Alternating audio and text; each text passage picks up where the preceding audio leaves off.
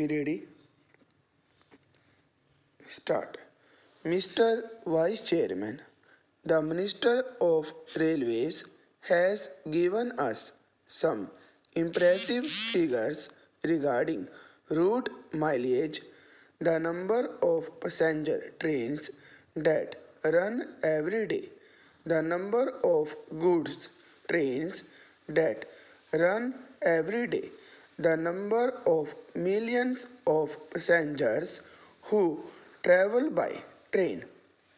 He has tried to compare them in view of the vastness of the country, the large number of passenger trains being run, the large number of goods trains being run, and the big route mileage. He has tried to show that the number of accidents that have occurred is not quite alarming. I do not know what his idea was when he tried to compare the number of accidents against this background. Committees have been appointed when serious accidents took place to find out why such and such accident took place. The Shah Nawaz Committee, which was appointed in 1956, gave a very voluminous report. Therein, they had stated the causes of accidents that occurred during the period before, and they had also suggested some preventive measures. The government have again appointed another committee headed by Dr. Kunjru. It is more than 8 months or so.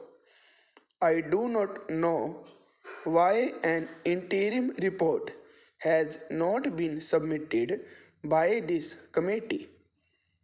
It would have been better, at least for discussion on such an important subject like this, if that committee had submitted an interim report.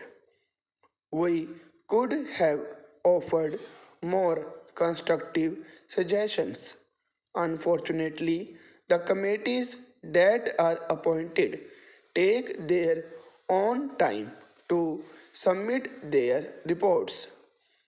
Maybe the government is partly responsible for they may not be cooperating with the committee in giving all the material that is necessary for the committee to come to some sort of conclusions and gave their findings on such an important question.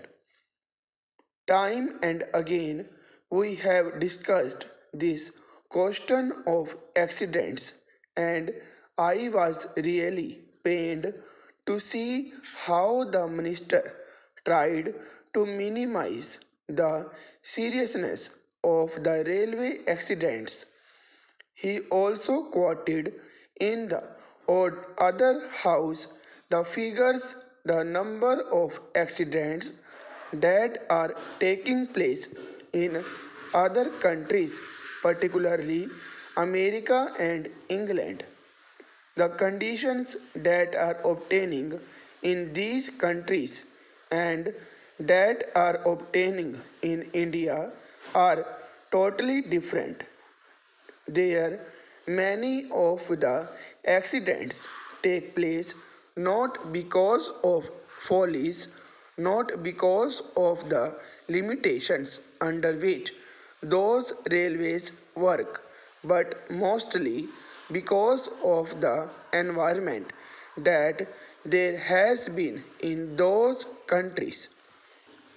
So, he did not mention the figures here but took refuge under the guise that our railways work much better than the railways work in other countries and that the rate of accidents in India is much lower than the rate of accidents in America or England.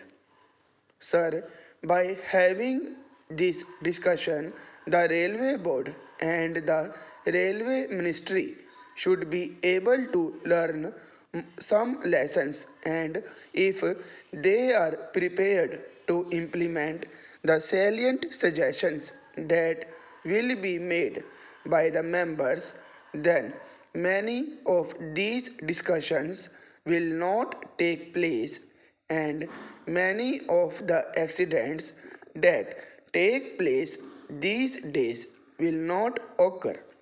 It has now become almost an everyday affair. After the statement was made by the Honorable Minister in this House and the other House, another accident had occurred to a deluxe train. It is therefore incumbent and imperative on the part of the Railway Ministry to see whether they could avoid these accidents. Many of the accidents that have occurred not because they are accidents but because of the wrong things done by the Railway Ministry. When a train leaves the station, care is not taken to see whether it has a defective engine, defective locomotive, whether proper check was made of it, whether the bogies that are attached to the train are properly checked up, whether the screws and bolts that are there are properly placed in their proper places and so on. These are all things which, if properly inspected, will show whether the train is fit for travel or not, and if these things are properly adhered to, many of the accidents will not occur. A member in the other house has reported a statement from the statesman of Calcutta that the loco shed people asked the driver of a particular train to somehow manage, even though he complained that he could not take the train. He tried to manage. When the train arrived very late, he was said to have handled by the crowd for the late arrival of the train, and he is reported to have stated to the correspondent that in spite of the protest that he made, he was asked to take that locomotive which was very defective. Last year, similar accidents occurred. For instance, the Ranchi accident. It is also reported that the engine driver protested when he was asked to take the train because the engine was defective. But in spite of his protest, he was forced to take that engine and an accident occurred.